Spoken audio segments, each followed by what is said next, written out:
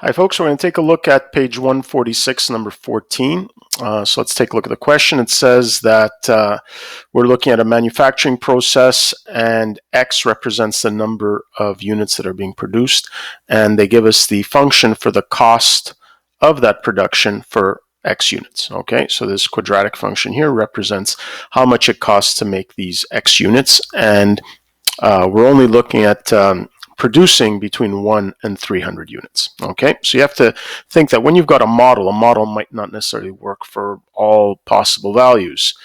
It might only be a good model for a certain domain. So in this case here, our domain is just 1 to 300. And then here it asks us what production level will minimize the unit cost. Now this was something that was in the notes. We'll talk a little bit about that here.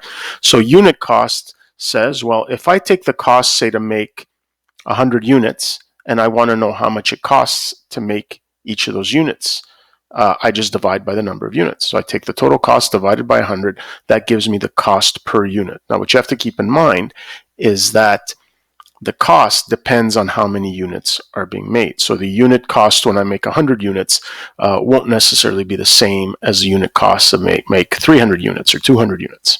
All right.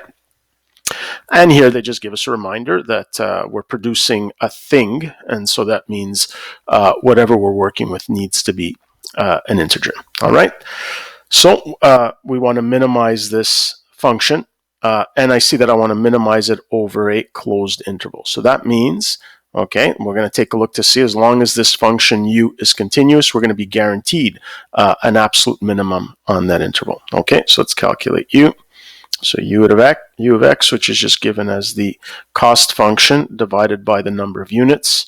So that's just 3,000 plus 9x plus 0.05x squared all over x.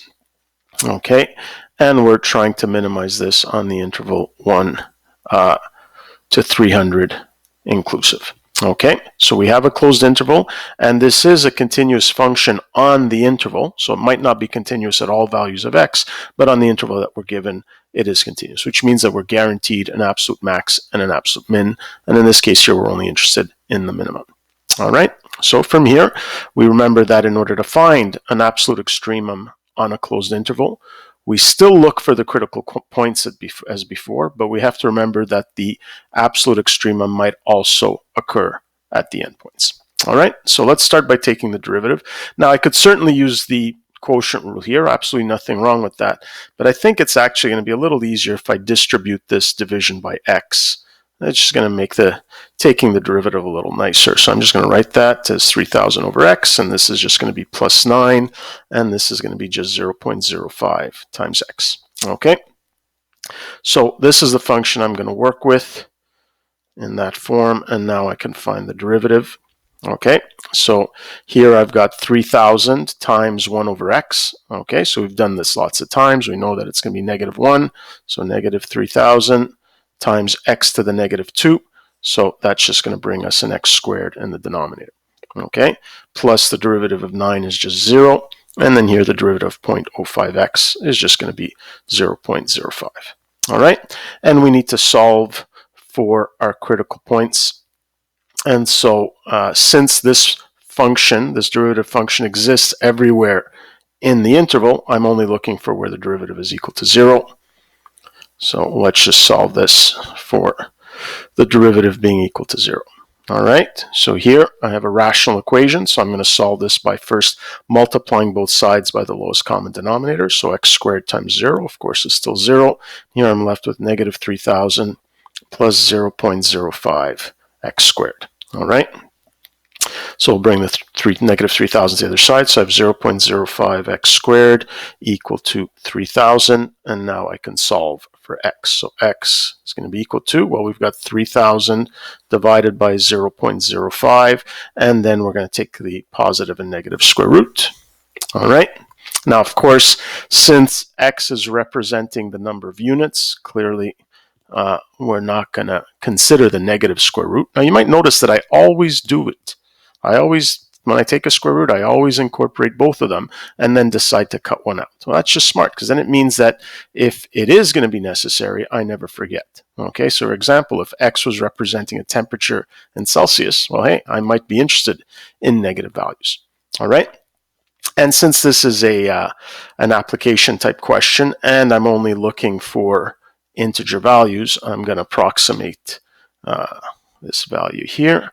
So we've got 3,000, okay, divided by 0.05, okay, and we're going to take the square root, so exponent 0.5, and so we've got 244.95, but of course I'm going to round that to 245, okay. So this is our only critical number.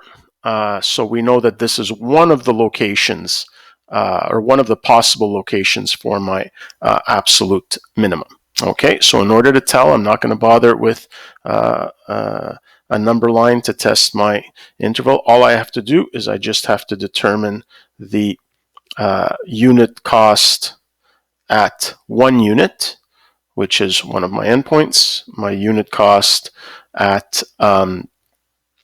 300, which is the other endpoint, and then the unit cost at my critical value of 245. Okay, and whichever one of these is the smallest is going to be my answer. All right, so let's get that here. Okay, just so we can see everything. So we've got 3,000 plus 9 times 1 is 9, plus 0.05 times 1 squared is 1. Okay, and then we're going to divide that by, well, 1.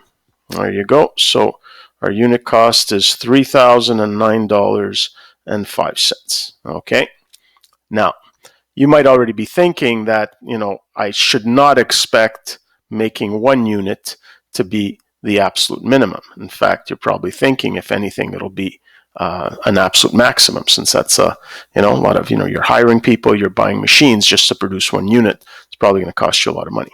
All right, so let's check the other endpoint, 300. So we've got 3,000 plus 9 times 300 plus 0.05 times 300 squared. Okay, and divided by 300.